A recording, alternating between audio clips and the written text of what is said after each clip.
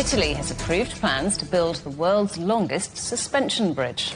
When it's finished, the $15.6 billion project will connect its southern Calabria region to the island of Sicily. It will span 3.3 kilometres over the Strait of Messina, rising to a height of 400 metres. The plan is to build 2 railway lines in the middle, with 3 lanes of traffic on either side.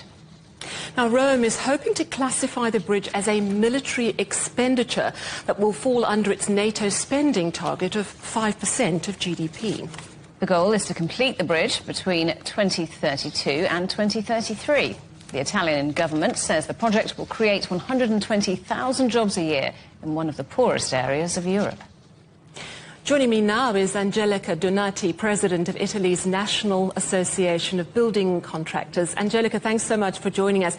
This idea has been around since the 1960s. Just how significant is this project? Thank you for having me. Well, some say that the idea has been around since Roman times. It is a very significant project. It's, as was rightly said in your intro, it's going to be the largest single arch bridge in the world. It's a massive investment. It's 13.5 billion euros for the bridge, plus 1.1 billion euros for all the complementary works that need to be made for it.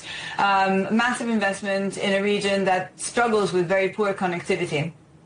This is going to be a huge feat of engineering. So I wonder if you could just talk us through the main points of how it's going to be built and the trickiest parts of the structure.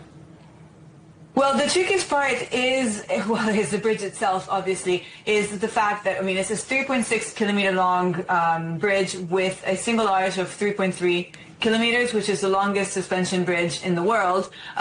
It's never been done before, so that will definitely be the hardest part, especially because the area between Calabria and Sicily is a highly seismic zone, and there are also very, very high winds going through the Strait of Messina, so there's a huge technical challenge there.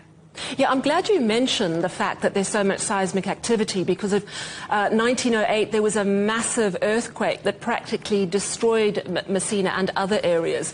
So what does that add? How do you have to take into account what I would imagine are very frequent sort of shakes to the underfloor structure?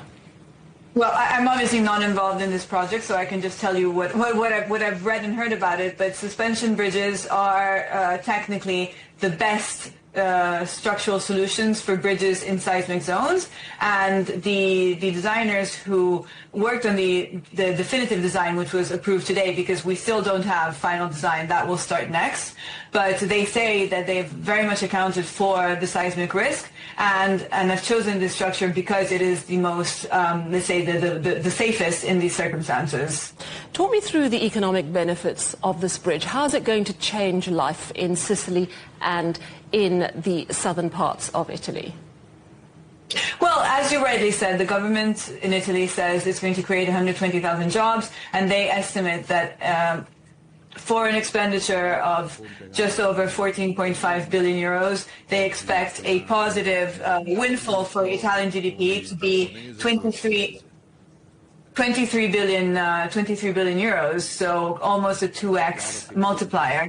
Obviously, there's pros and cons, and as you will have read and as you will have heard, there's a lot of support for the bridge, and there's a lot of opposition as well from green groups, from certain economic groups in southern Italy, which are worried that their local businesses will be swept away. So obviously, as with all these big projects, it remains to be seen, which way it's going to go, but it's obviously a massive injection of capital and of investment into an area that's historically seen very little investment. Absolutely fascinating. Thank you so much for chatting to us. That's Angelica Donati. She's president of Italy's National Association of Building Contractors.